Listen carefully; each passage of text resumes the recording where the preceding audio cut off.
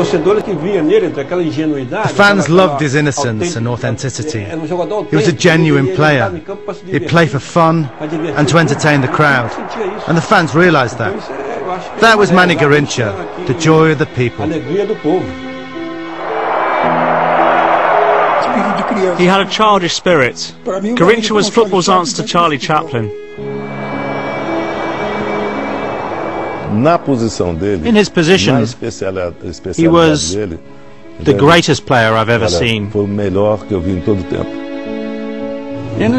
was never a case of a woman being beautiful or ugly for him. Garrincha was terrible. He'd sleep with anyone. On a Monday, when he didn't turn up at Botafogo, you could find him playing football in his hometown. And that was Brazil's right winger. Garrincha was an alcoholic. There was a time in his life when he was barely playing anymore, and that, yes, he lost his way a little. He lost his way. He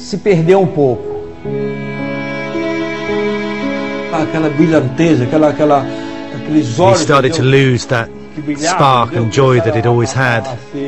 His eyes that had always shone so brightly began to look sad instead. And unfortunately, we ended up losing one of the greatest players of all time at such a young age.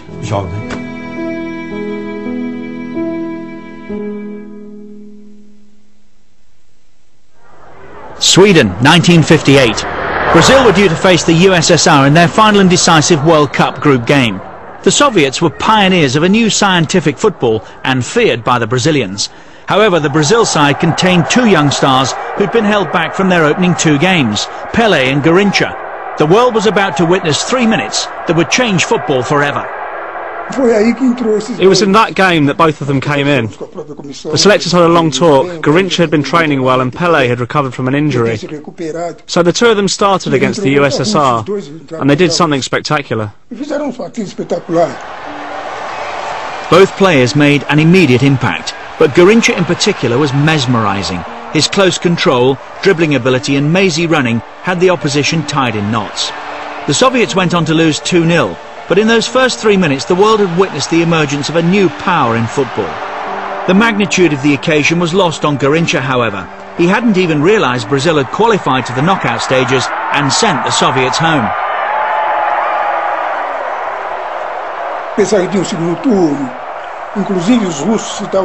He thought there would be another round of matches. After the game against the Russians, we'd knocked them out, so they were leaving. We were all sat down watching them leave, and Garrincha came up to us and said, "Who are those big guys?"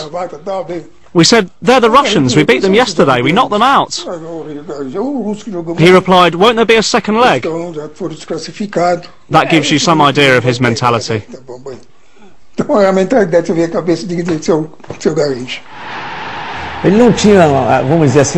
have the same sense of responsibility as your normal national team player would.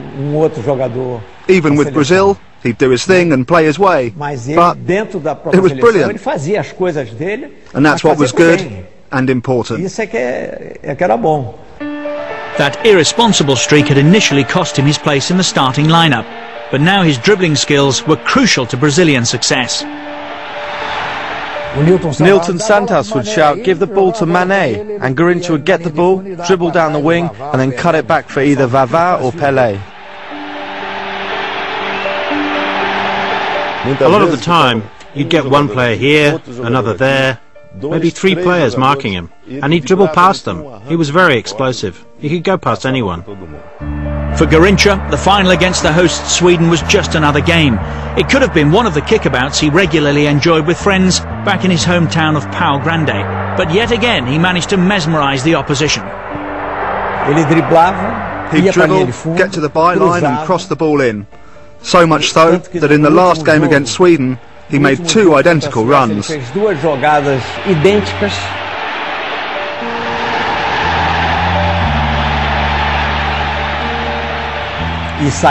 They resulted in 2 goals for Vavá, who was our main striker. The 5-2 win against Sweden gave Brazil the trophy they'd dreamed of since defeat in the 1950 final.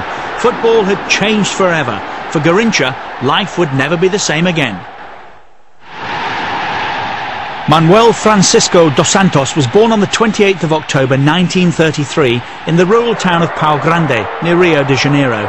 No one, not even Pelé, contributed so much to the myth of Brazilian football and its identification with the beautiful game. Here was a player who brought joy to the masses with his carefree attitude and blissfully innocent desire to entertain. Yet his own life was blighted by tragedy. Garrincha was as brilliant as he was reckless. His story began here, on the rough, potholed pitches of his hometown, where he honed his extraordinary dribbling skills. But the young Manuel had an even greater passion in his early years. Oh, he had a great eye for hunting. As soon as we disturbed the birds, he'd bring one down with his first shot. And that's how he got his nickname, Garrincha. It was the name of a little bird, a wren, that you still get around here, that he loved to kill. We'd go out hunting and say to him, "Garrincha, let's not kill any wrens. They don't even give you a meal." But he wouldn't care. He'd still kill them.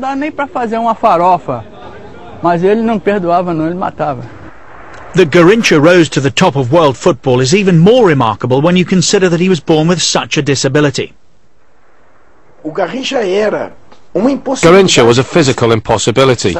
He had one knee that went in and one knee that went out. Normally people have both knees going in or both going out. In theory, he shouldn't have even been able to walk. Despite his physical limitations, Garrincha soon became renowned throughout the region for his footballing ability. He was the local team's star player, and it wasn't long before he attracted the attention of Rio's big clubs.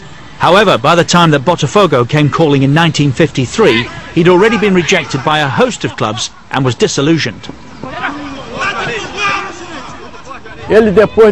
After the disappointments at San Cristóbal, Fluminense and Vasco, he didn't want to try with anyone else, not even Botafogo. He thought he'd just go down to Rio and people would mock him, calling him a cripple or bendy legs. He'd had enough.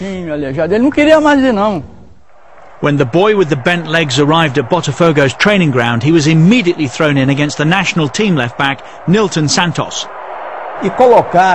When he had his trial, they all saw him with his strange bent legs, and so got Nilton Santos to mark him. And so training began, and he dribbled past Nilton Santos.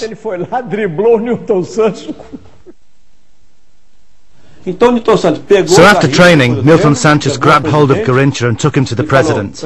He told him, "Sign this guy here, so I don't have to play against him."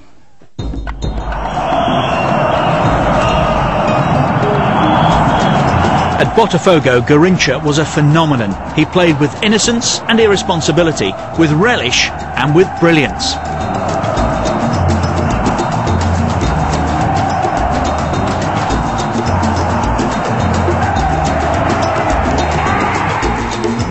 He'd twist one way, stop the ball, twist the other, and the defender would fall over. He never did tricks to mock his opponents, he did them because that's what came into his head. There was nowhere marking him, no one could stop him. When Manny got the ball, everyone was desperate to see what he would do with it. He was born to play like that, and he was all crooked and bent with those confusing legs, and it probably confused his opponents even more. His ability was drawing comparisons with the other young star of Brazilian football. Garrincha and I played together in the national team for around 12 years. From 1958 until Garrincha passed away. When Garrincha and I played together for Brazil, we never lost a single game. We were unbeaten. Not one to take football too seriously, Garrincha quickly established himself as the dressing room joker. He had the mentality of a child and not an adult. He was always joking around. He didn't take anything seriously. I remember one time, I was in my team suit with the long trousers and everything, and I was giving an interview. This was in Rio, and I was giving this interview in the press room full of people. And do you know what Manny Garrincha did? He came up behind me, pulled my trousers down. I was shocked. I had to pull them up. But that's what he was like. Joker. He was effectively a child in an adult's body, but supporters identified with his desire to entertain. So much so that he transcended the local rivalries between teams in Rio. I actually think that Garrincha is the only player who is loved by every single fan, from every single club in Brazil. Garrincha doesn't belong to any one club. Everyone in Brazil supported Garrincha. He was the joy of the people. That was the way he played. He even entertained his opposition. It was marvellous. I don't think there'll ever be anyone like him again.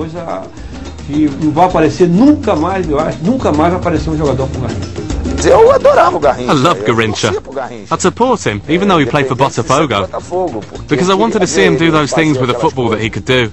I think we just had to admire his football. And his football was helping Botafogo win titles too. The club had been established the best team in Brazil alongside Santos, and they became even stronger in 1958 when they added a young striking sensation, Amarildo, to their ranks. He saw firsthand why Garrincha was regarded as the most amateur footballer professional football had ever produced. Botafogo had Garrincha, Didi, Quarentinha, Zagallo, Nilton Santos, all regular international players. So I was gobsmacked. For me, this was the biggest club in Brazil, with the biggest players in Brazilian football, with the exception of Pelé. There would be games that Garrincha wouldn't even know the name of the team we were playing. He wouldn't know. When he stepped out onto the pitch, he knew he played for Botafogo, and he knew he had to win. But he wouldn't know who he was playing against. He'd always ask, "Who are we playing against today?" "We're playing Vasco." "Oh, right."